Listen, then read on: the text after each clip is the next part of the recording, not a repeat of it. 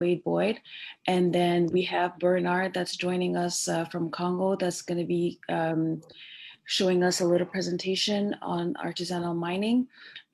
So as you've seen in the beginning, we've shown you a video that kind of shows, it really summarizes the situation on the ground. So I'm going to let Dewey take it from here, and then I guess Bernard's going to give us a bit of background on the video that you've seen earlier. Thank you. So that's my cue? Yes. Yes. Good morning, everyone. My name is Dewey Boyd. I'm the Vice President of Cobalt DRC, which is principally a women's farming cooperative of Bandundu province in the Democratic Republic of Congo. My wife, Leontine Mafuda, is president, and it is our primary issue to address the plight of African women farmers, and particularly those who are engaged in the mining sector, who have to use that avenue as a means for income to be able to feed their families and their children and so forth.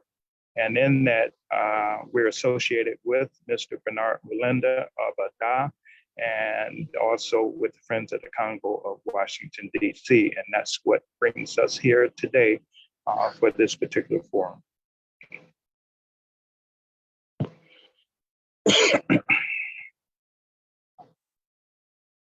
Are we there?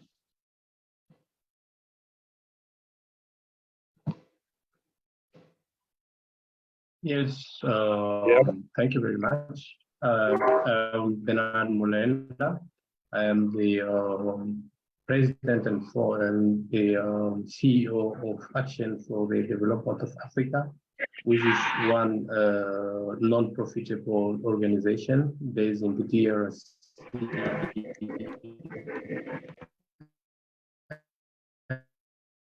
And actually in Zambia, and extend some of activities of the NGO on the region, I mean SADC area and COMESA area. So we have been working on the ground around the artisanal mining with one of our other entities called Valeur Africa, which is very well established on the blockchain of artisanal mining, especially those strategic minerals which are directly involved on the climate change issue. I mean, the cobalt, the lithium, the tantalite, and zinc and manganese as well. So there's a presentation which is ready, which will show us the picture of the mining potential of DRC. By a part of that, it will show the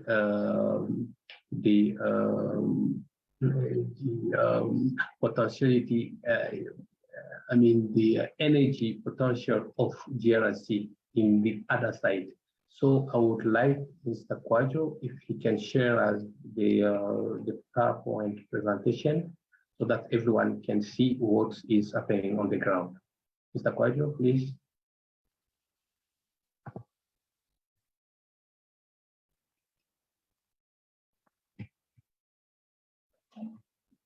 Yeah, when you look at the first presentation, we are talking about artisanal mining, artisanal and small-scale mining, and African farming model, the socioeconomic impact for Pola for the Democratic Republic of the Congo. Can you go to the second one?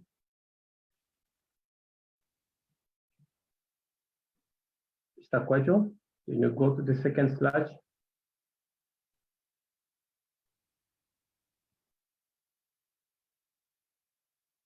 Okay, the second slide is showing us actually, Mr. Kwajo, can you go to the second slide, please? The second slide is showing us the potentiality of DRC, where we are seeing the reserve on cobalt, on lithium, on tantalite, which is actually based in the DRC. But on the other side, Mr. Kwajo, can you show us the second slide?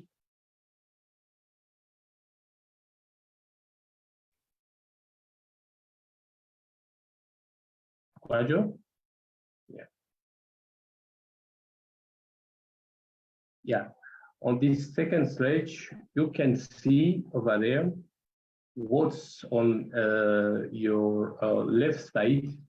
We are showing the potentiality of DRC in terms of the mineral, but on your right, you can see the potentiality of DRC in terms of great potential on agriculture, how arable lands and diverse climates condition abound water and resource. And this is something which is actually the solution for the world. When you look at the climate change issue, and when you look at the hunger issue, we can see that DRC can play a very key and important role on the climate change fight, and the other side on the hunger and the food security issue. Can we go to the page?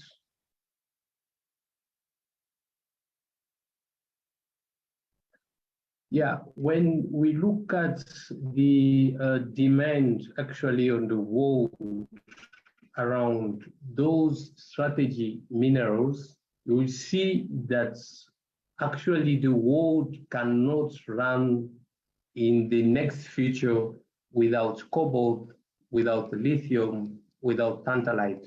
Cobalt, because we are trying to shift on the new system on the electrical vehicle with the cobalt and the lithium. But apart of that, all our cell phone, all our tablet, and all electronic material needs as long as possible the presence of tantalite. And those three strategic minerals are actually located. 70% of those strategic minerals are in DRC. And now, when you look at the income or the blockchain, you see that the minimum of 20% of those strategic minerals around the world are coming for the artisanal mining, especially in the Democratic Republic of Congo. So it's a very, very crucial, it's a very, very important that we try to figure out how we can assist, how we can work with those small-scale artisanal miners. Can you go to the fourth one? Yeah, so as I was saying, 20 to 30% of the total products of those strategic minerals is actually coming from the artisanal mining. And we know that wherever mining, artisanal mining is being done, women are working there. And this situation of women is directly including children lab working on the blockchain of those strategic minerals. So wherever they are cleaning, they are washing the minerals, we are still seeing child working around. And that was exactly the video, the documentary, which when we show that you've seen how child are working till now, where these minerals are coming from. Can we go to the fifth one?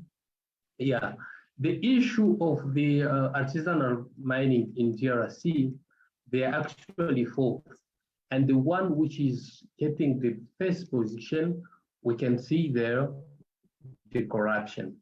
Corruption is everywhere, starting by the government, then all those multinationals who are directly implicate on the blockchain of artisanal miners, they're trying always to play their game to get the low price, giving the low price on getting minerals on low price from the artisanal mining, wherever women are working, child labor is still, we can see it wherever they are working. Even when we are talking about Kolwezi, which is the large deposit of cobalt, and it's one of the key town of the Democratic Republic of Congo, but still people are allowed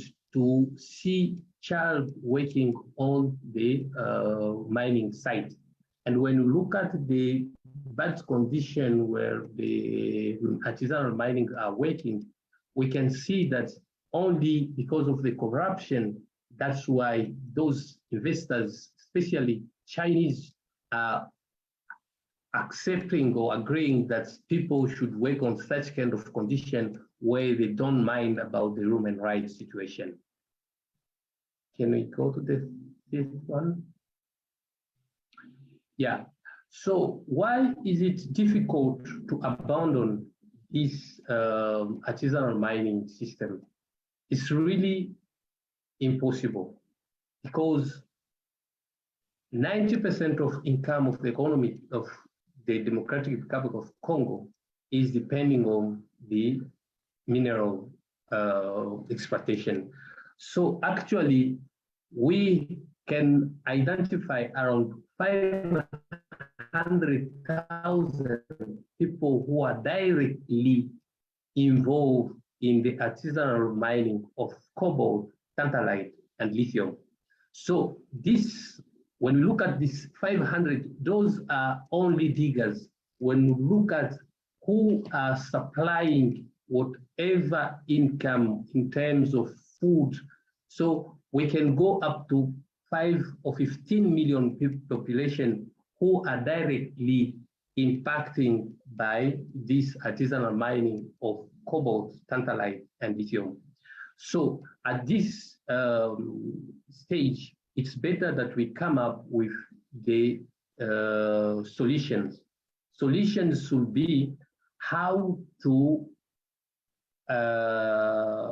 develop a system of leaving those informal form of artisanal mining to the formal system of artisanal mining, which will allow those artisanal miners to directly deal with the end user and benefit more on what they are producing from their high and hard work, what they are actually working.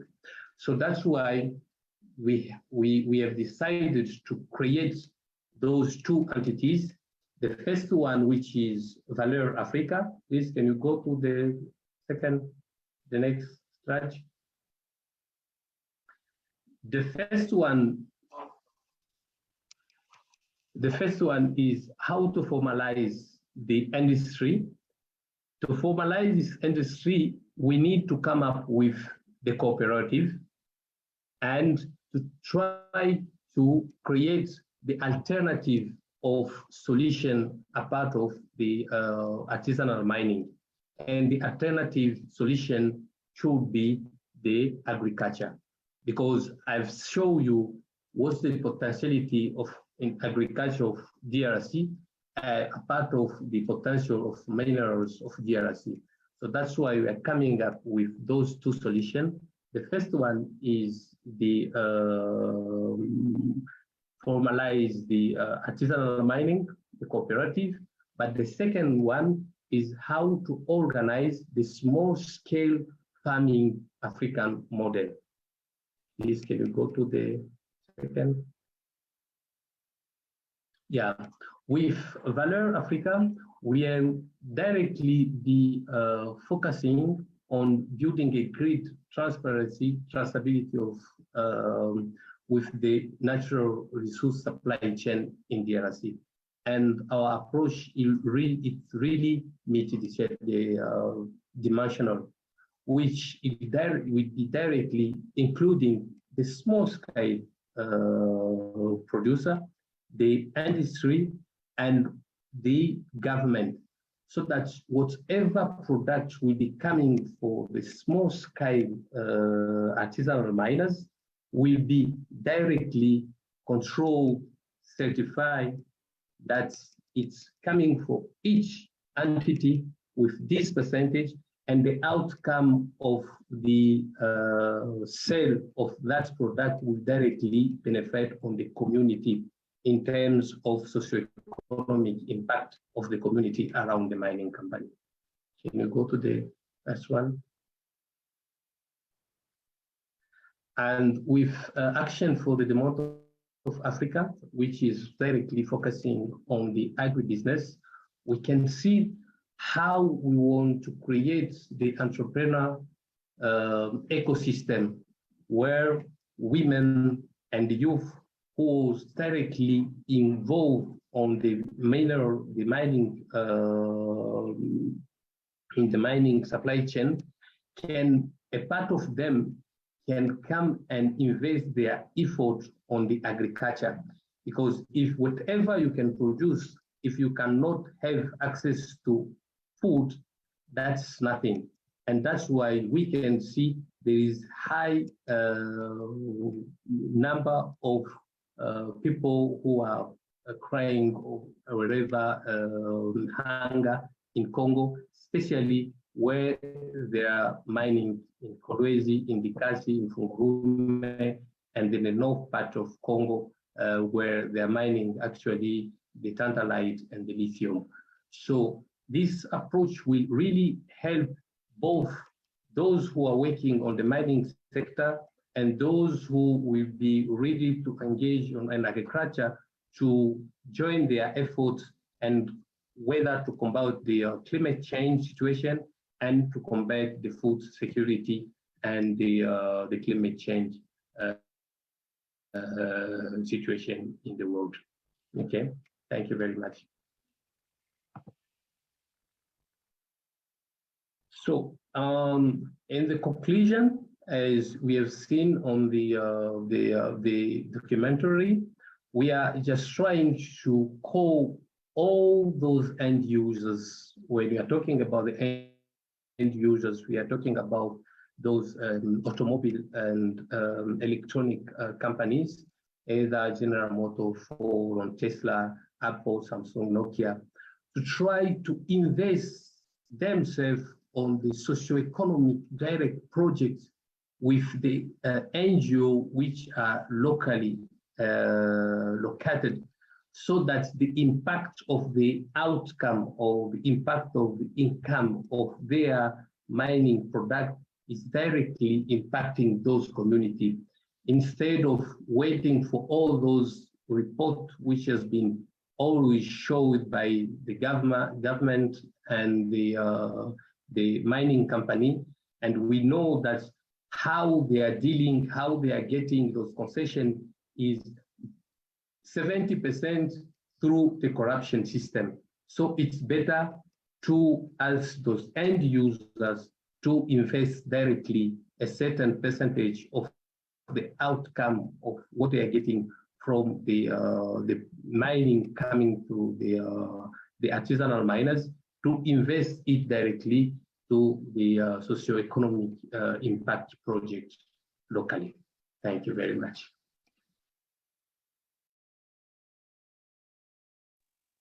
Thank you, Benard. Very good, very good.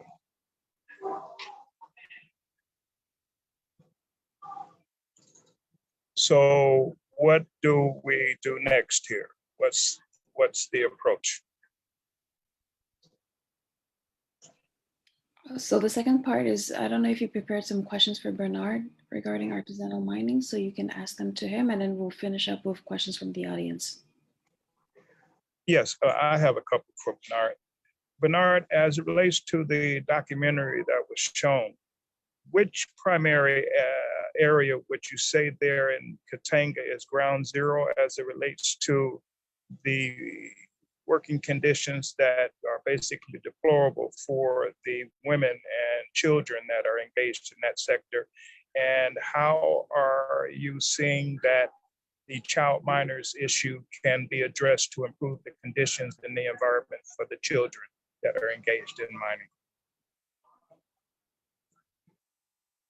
Yeah, when we look at the picture of the GRC, especially on the artisanal mining sector, we see that the situation of child and women involved in the artisanal mining, they are same. But I want just to be focused on the cobalt industry, actually. And when we look at the cobalt industry, we see that Kolwezi, which is one of the key town of the DRC, is actually keeping all those key mining companies, whether Kamoto Copper Company, which is one of the branch of Glencore. And when we look at where Kamoto is operating, there is two areas, Chipuki, Kapata, and Musonoi. And when you look at the document, watching product which is coming there, and the specific product which has been cleaned on that, like around Kamoto Copper Company, that is Kamilombe Lake. And that Kamilombe Lake is between Sycomine. Sycomine is one large Chinese mining company. When we look at Comus is one of those large mining Chinese large mining company, which is even trying to buy 60% of Kolwezi town, where Jacamine camp was built. And even when we look at the Kolwezi town, actually the commercial town is on the exploitation permit of Comus. So that means by the next 10 or 15 years, Kolwezi town should be relocated to another place because the government has been sold this town already to Chinese company. When you can see those who are washing minerals, women and youth are working. But when you look at where the diggers are working, that is Kasulu. Kasulu was, it is on actually 2 kilometers away from Kolwezi mayor office.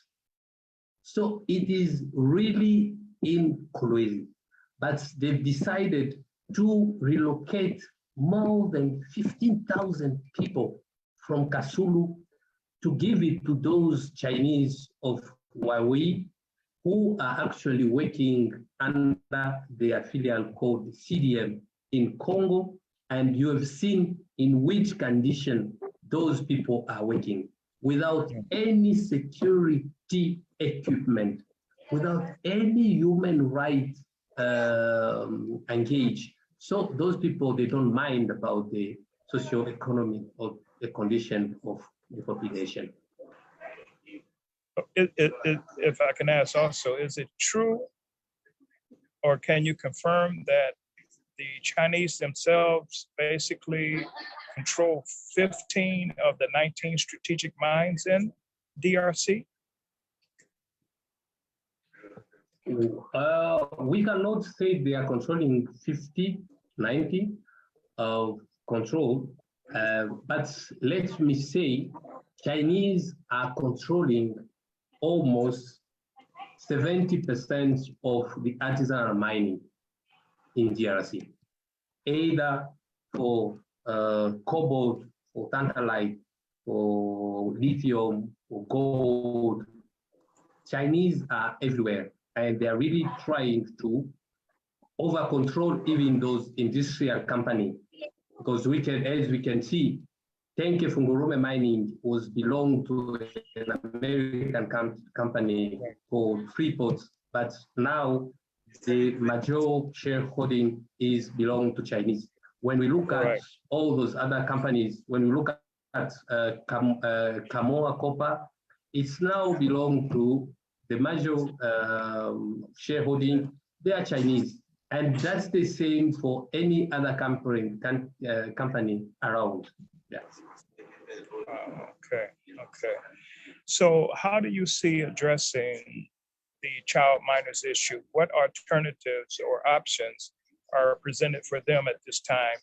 I understand you recently paid a visit to an area called Carabia and also to Lubada. Can you give the audience some idea of what that is and how you seek to address that situation?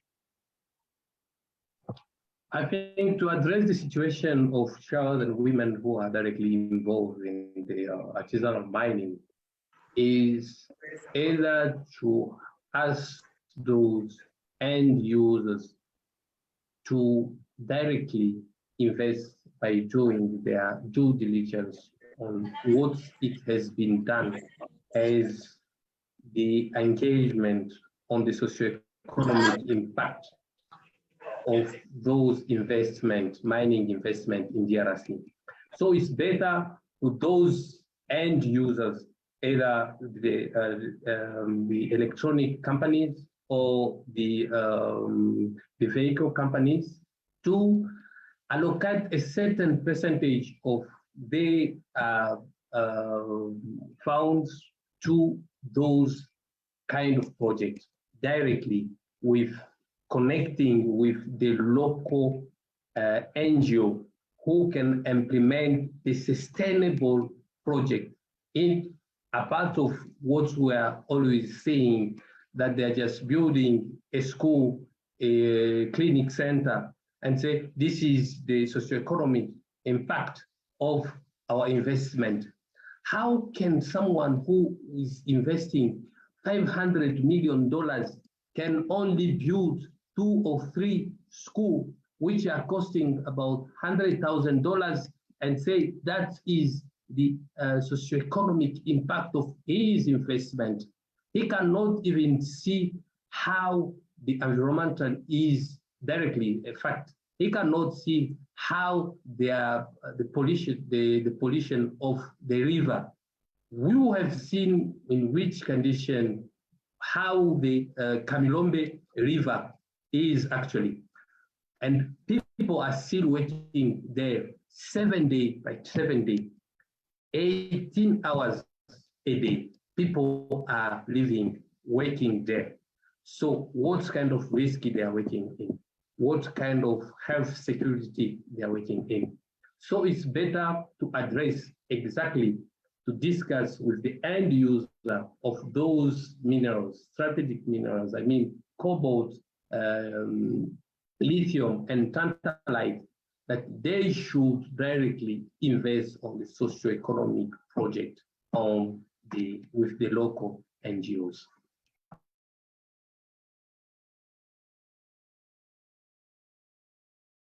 Yeah.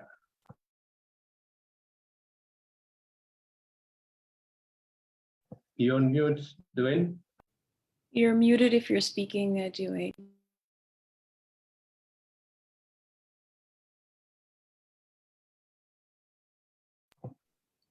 Dewey, you're on mute. Can you unmute your?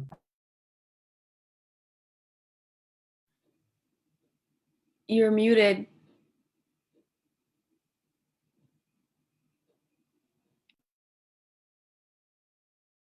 Okay, now I should be off of mute.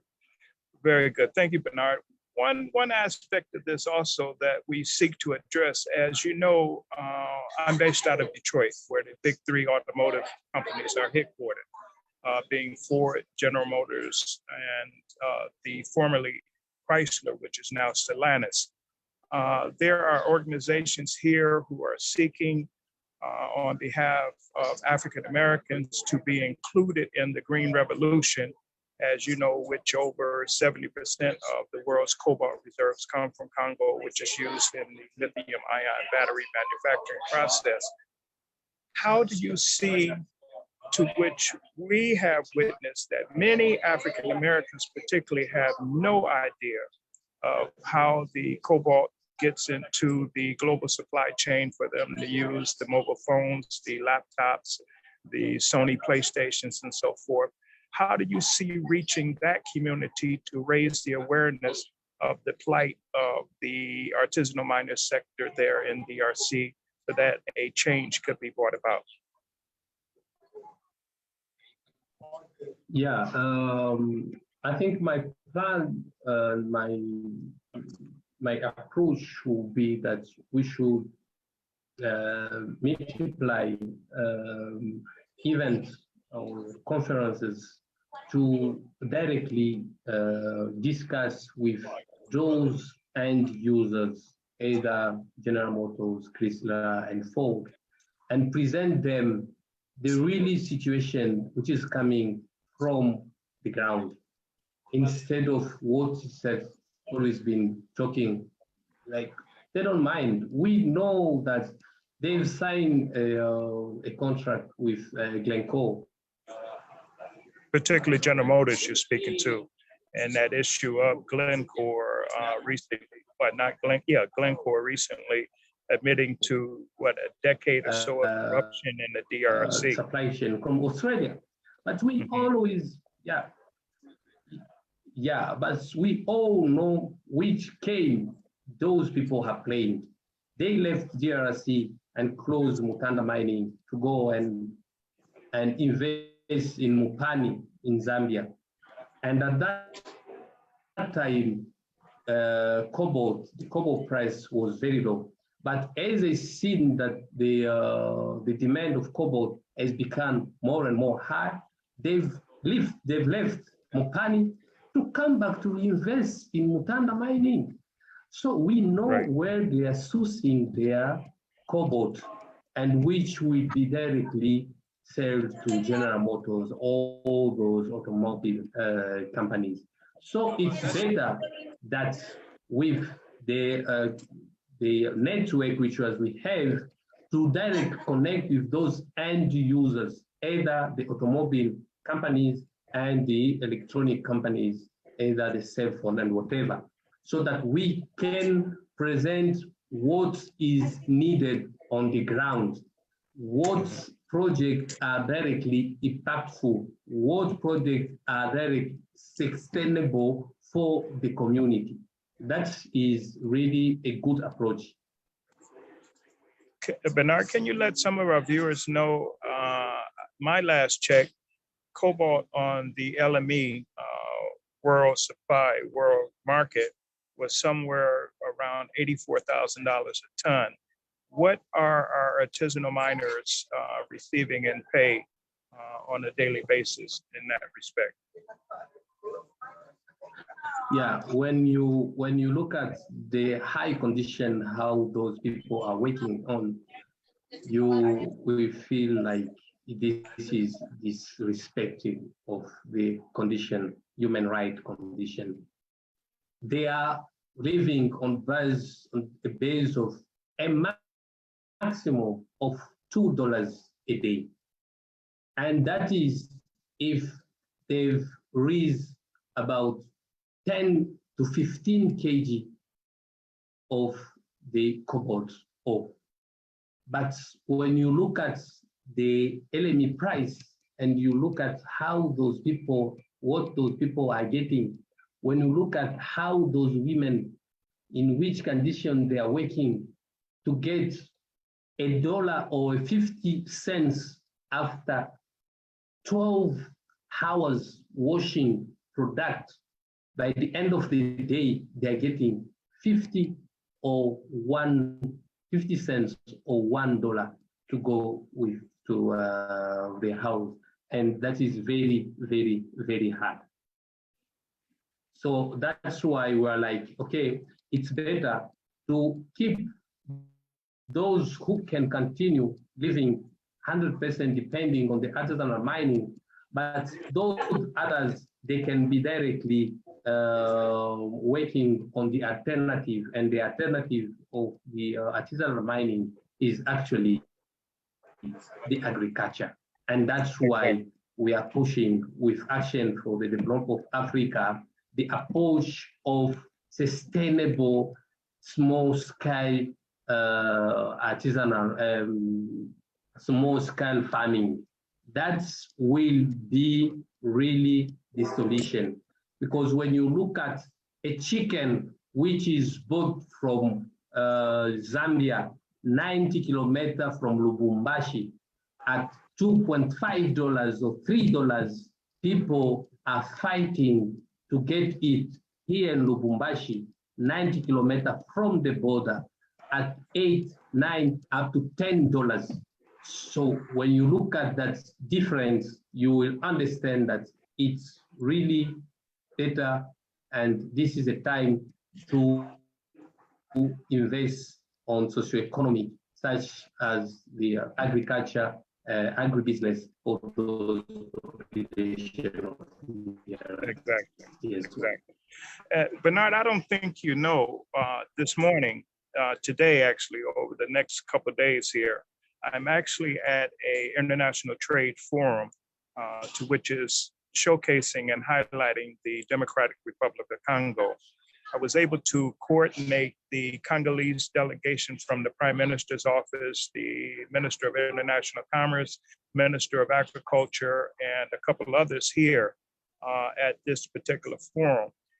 Personally, I will be speaking to each and every one of those ministers and sharing this information as to addressing the plight of the artisanal mining community, even to Madame Kalambai, and in that respect. And as you know, Prime Minister Lekande is the former Minister of Mines there. So I'll be sharing all of this information basically to see how they react to it, and particularly knowing that with the agricultural sector and the plight of the women and children, that the food security and food sovereignty issue is very vital to DRC at this crucial time, particularly as we move into the election campaign season for those running for office there, and in light of the situation in the East with that issue of the mining sector and so forth, as it relates to Goma and the Kivus and so forth.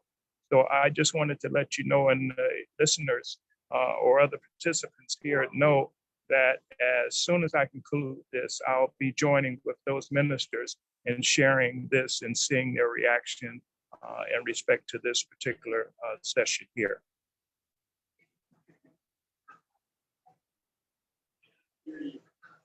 No, thank you very much. Thank you very much. And if I can ask, Benard, I don't think many people know or would be able to connect the dots as it relates to the history of Glencore and Cobalt from DRC, in the respect that I would say from the Clinton administration, if you connect the dots, Glencore was founded by fugitive US criminal Mark Rich. Glencore was initially the Mark Rich and Company. After he was indicted and so forth as it relates to tax evasion, Mark Rich and Company spun off to Glencore, Trafigura, and others.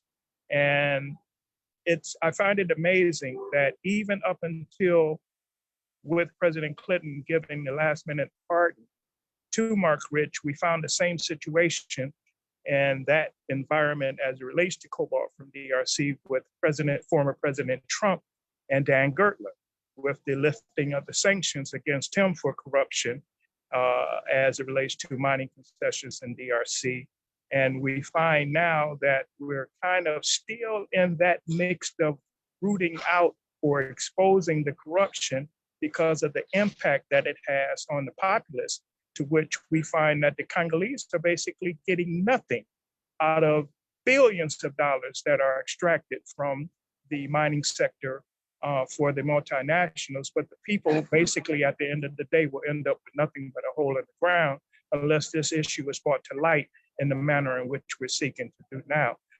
Can you add a little bit to that scenario to let us know a little bit of the history of the mining of cobalt, even going back as far as with uranium, you know, and how Congo was exploited in that respect, and how it puts us in the position that we are in today on behalf of the Congolese people? Yeah, that's what I was saying, the consequence, the issue of the mining sector in the Democratic Republic of Congo. We know that the deal which has been done between the Congo government and all those mining investors, it was based of corruption.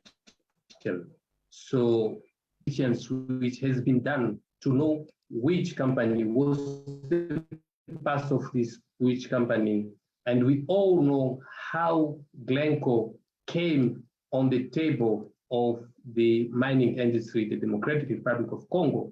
We all know that the person who brought Glencore on the table is the Israeli guy called Dan Dettler. And we know that Dan Dettler is actually on the court situation in the US against corruption. It was like that with the former President Joseph Kabila.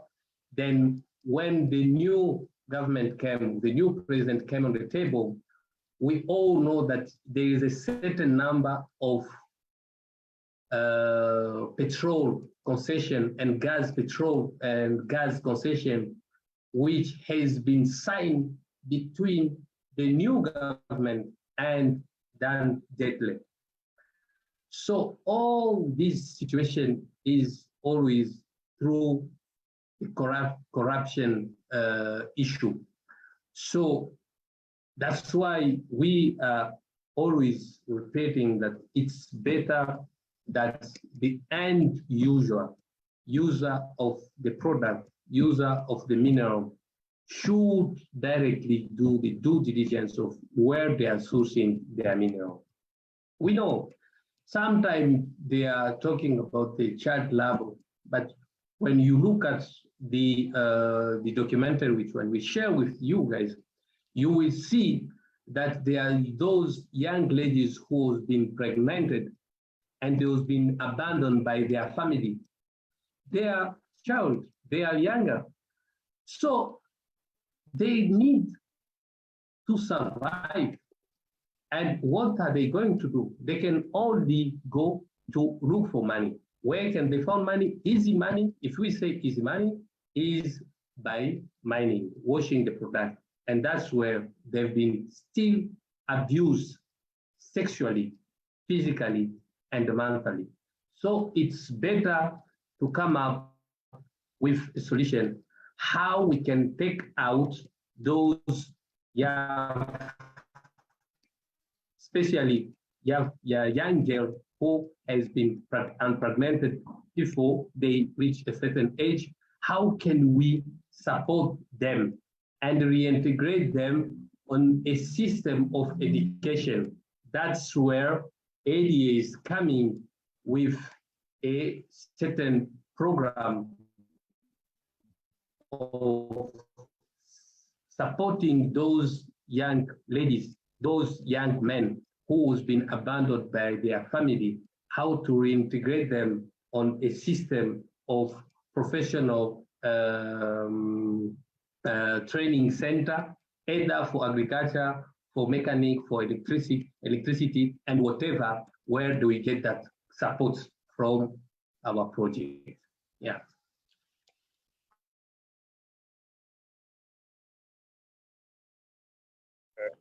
Benard, I want to think that now maybe we can take a few questions from those that might have some for you. Yes, I will read some questions from the chat, and if anybody in the audience wants to raise their hand and speak, you can do that as well. But there was already some questions in the chat. So the first one that I see here, so a lot of artisanal mining is favored and encouraged by Chinese concerns entities besides actions against corruption. Is there a way to invite them, force them to a more respectful and sustainable way of carrying artisanal mining in DRC? So that's a question for you, Bernard. Yeah, yes. The only way to bring them on the table is by working, or that pressure can only come from the end user. Because on the ground here, faithful to get access on a Chinese company is not easy.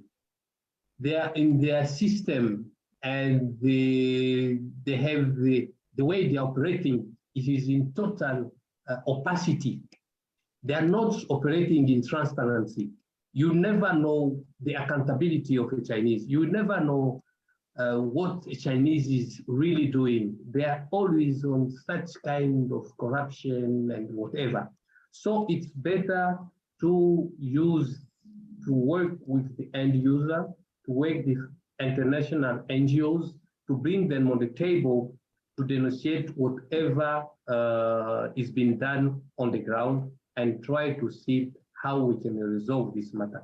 This matter can only be resolved by bringing on the table of the solution of those socioeconomic projects locally by involving the end user on this issue. Thank you, Bernard. Thank you. So there's more question. I don't know if we're gonna have time to go through all of them, but the next time is like, what can be done at DRC government level on the long term to resolve these issues? I know you spoke about involving end users, but I don't know if you can go beyond that, or I guess that also answers that questions. Please come again. I lost your picture. So he's saying at the government level, like Kinshasa level, what can be done to resolve these artisanal mining issues in the long term? With You're breaking. Government, we are trying to put in place a system which is not really easy. You know, most of the time, the government is collecting more taxes before the end of the year. So whatever they are collecting as a taxes is more than what they are supposed to collect. So by the end of the day, the mining companies, they're like, we cannot invest on such kind of socioeconomic project because we have been given so much money to the government. So that's how the government cannot make pressure on the mining company. You're breaking, Bernard. You're breaking. Because they know that by the other side, they're supposed to collect a network issue actually. But what I was saying is that the government is always in the difficult to make a pressure on the mining company because they are collecting more money before they even get the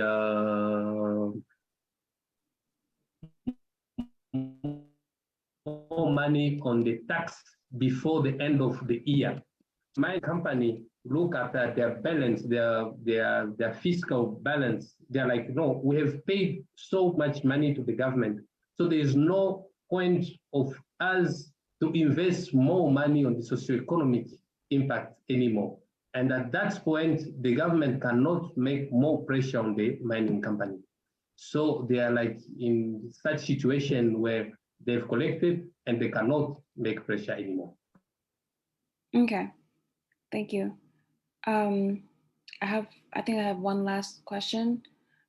So the question is, would nationalization of the commerce of minerals together with straight investment in agriculture and agro-industry be a better solution? That will be a better, very, very good solution, because on one side, when we look at the traceability, the transparency on the blockchain of artisanal mining, by putting in place a blockchain which is really identifying where the mineral is coming from, who has been producing it, where is it going, who is the end user, at which value, add value in any stage has been done, that will really, really impact the local community. And the outcome of that kind of approach, if we can reinvest it directly on the agriculture by supporting the small farmers locally, technically, and that is the approach which we are under discussion actually with friends of the Congo, with a certain number of universities, to see how we can technically assist those small-scale producers, small-scale farmers locally, financially, to produce more food for the sustainable of their family. That is the really, really, really solution. Very good. Hey, Benard, I see that Dr. Constant is trying to communicate with you. Is he a participant? He said he's waiting. He sent that message to me. Dr. Constant, do you have a question for Benard? He's in the audience, but I don't know if he has a. I'm going to unmute him.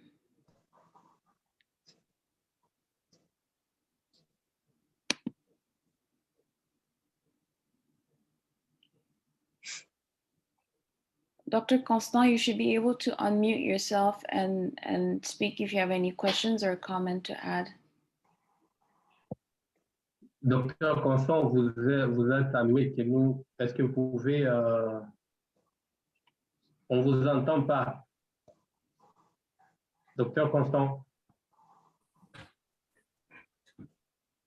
Oui. Merci beaucoup, Bernard, pour la présentation que vous avez faite et pour le travail que vous êtes en train de réaliser. Alors, la première question que j'avais à vous... Oui, vous m'entendez? I will try to translate. Oh, I can do the translation. Okay, perfect. So Dr. Constant was just thanking Bernard for the presentation and for the discussion, and then he's going to start by asking his first question. Oui. Alors, j'ai deux questions à vous poser. C'est en termes des interventions. À votre niveau, que pensez-vous comme intervention qui peut être menée afin de pouvoir améliorer tant soit peu la situation de ces femmes dans les mines, en termes d'intervention qui peut être faite? So Dr. Constant is asking, in terms of interventions, what can be done as an intervention to improve the condition of these women working in those artisanal mining? Ok, merci beaucoup pour la question, docteur.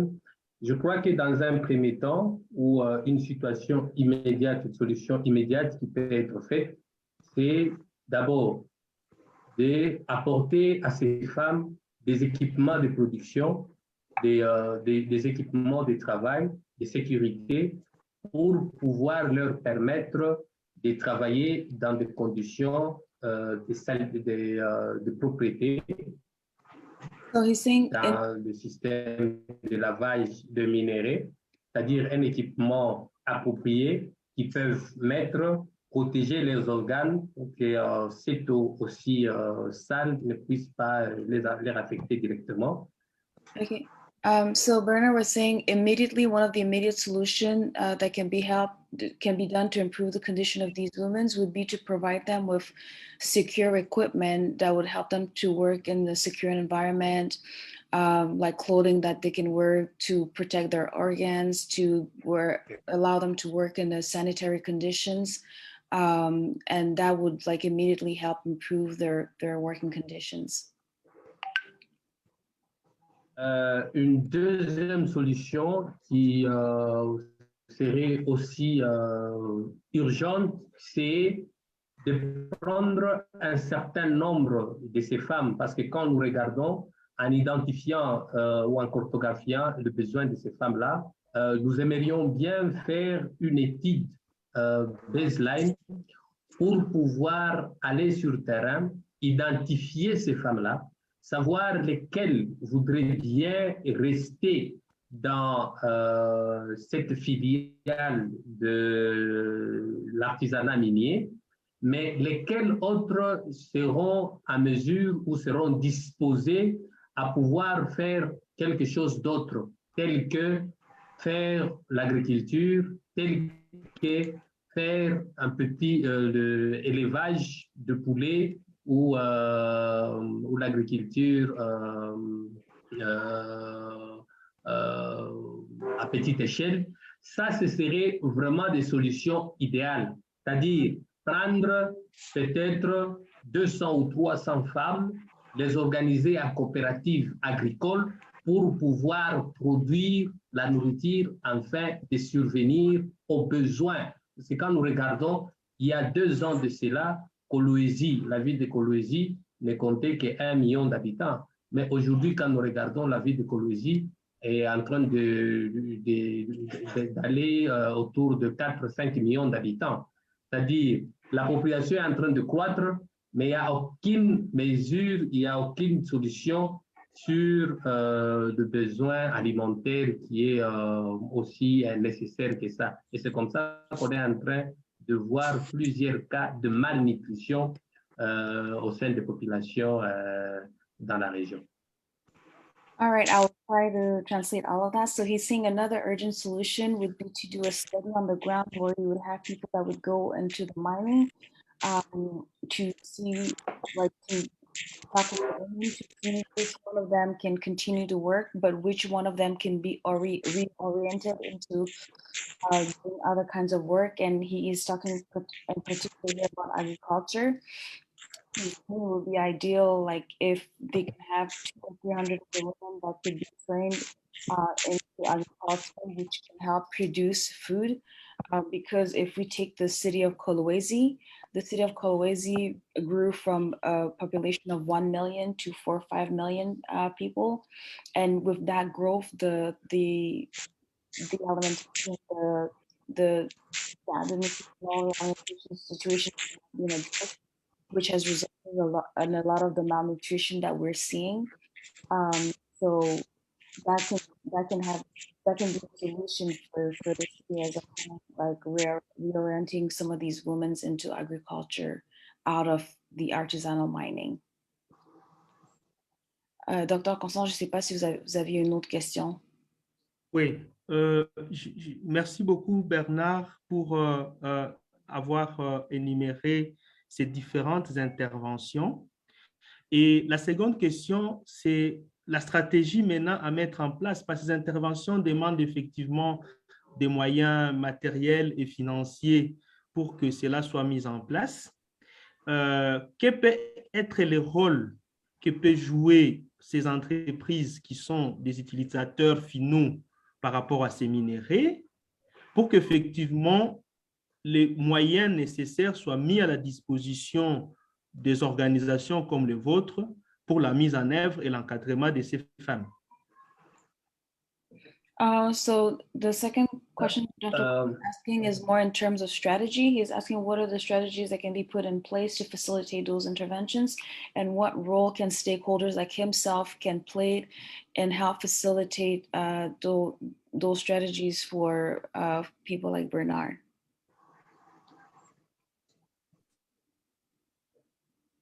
Je crois que c'est une question qui pourrait nous intéresser tous, et je crois qu'une partie de la réponse de cette question, c'est ce qui est en train d'être fait par notre partenaire, Copagel et Friend of the Congo, qui peuvent toujours mener ce lobbying-là au niveau des États-Unis, au niveau de toutes ces sociétés, pour voir comment on peut lever un certain nombre de fonds pour permettre à ce que nous puissions effectivement mettre en place ou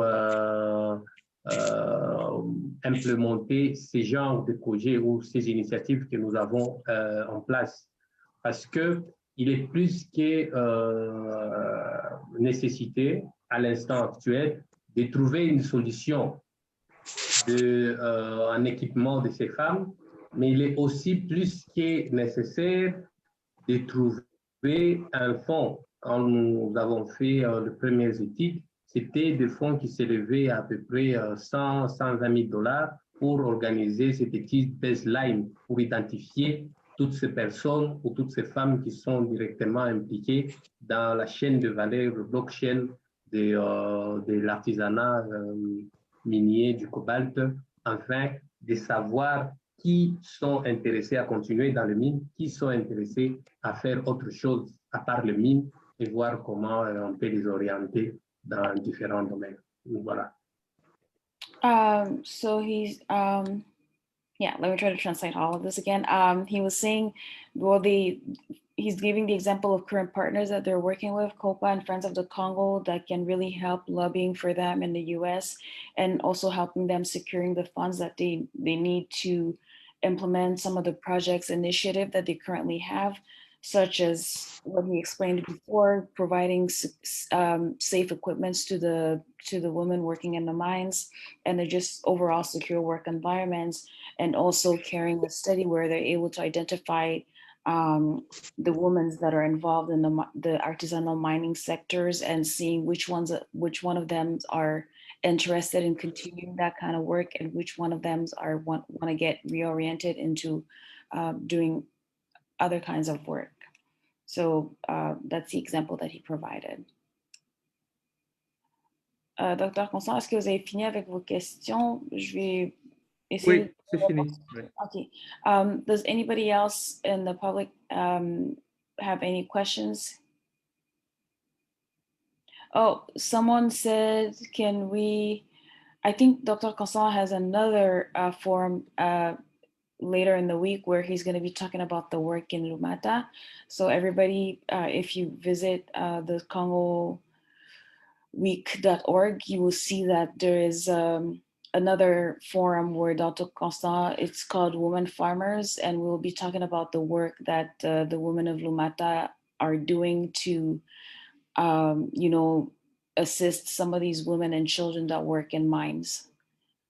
So I encourage everybody to sign up for that one. Let me see if there's anything else.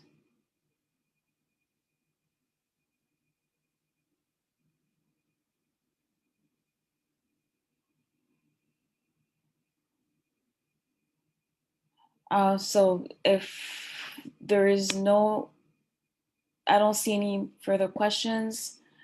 Let me see the Q&A box. Oh, yes, so there's a question. How do you incentivize the big companies to buy into the proposed model? Do you think a human rights appeal is enough, or does more have to be done? That's for you, Bernard.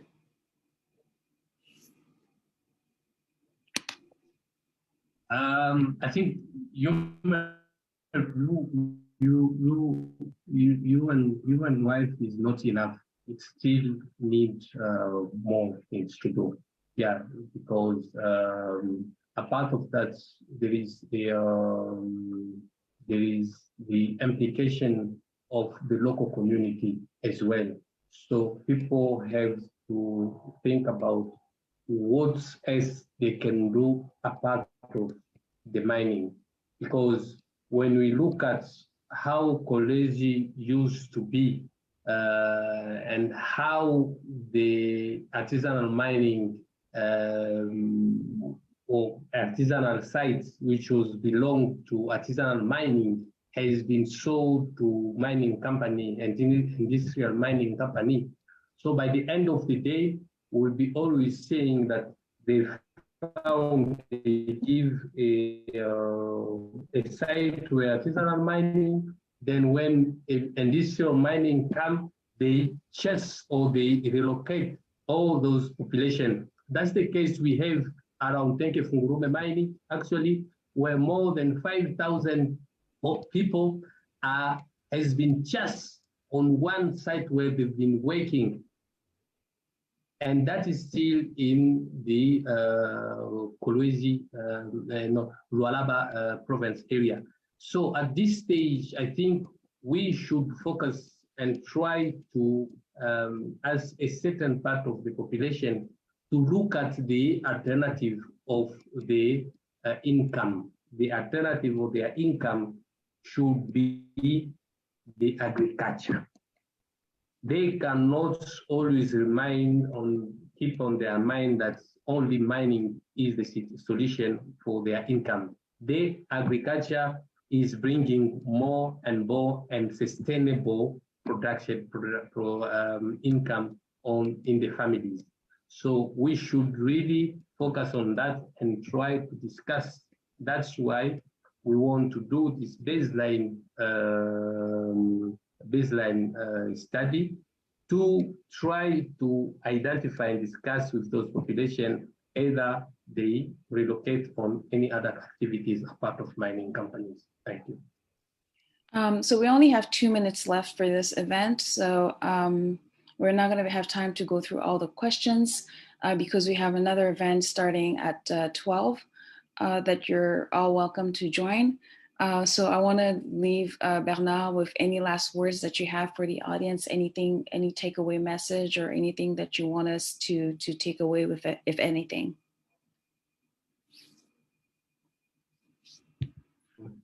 Thank you very much. I think at the end, I will just ask friend of the Congo to continue doing what they are doing. That is very, very important, either for ADA, either for FL or copper gel. I think let's work together. Let's try to solve the issue of DRC in terms of the climate change, in terms of mining, in terms of agriculture. So let's just work as a team and see how we can resolve the situation of DRC. Thank you very much. Thank you, Dewey. Thank you, Bernard. And thank you, everybody, for attending today. And like I say, I hope that you're able to join us for the other events later this week and today, even today. Yeah, Nice my day. pleasure. Sorry. My pleasure. Thank you so much. Thank Benard, you. we'll be in touch. Okay, cheers. Bye-bye. Thank you.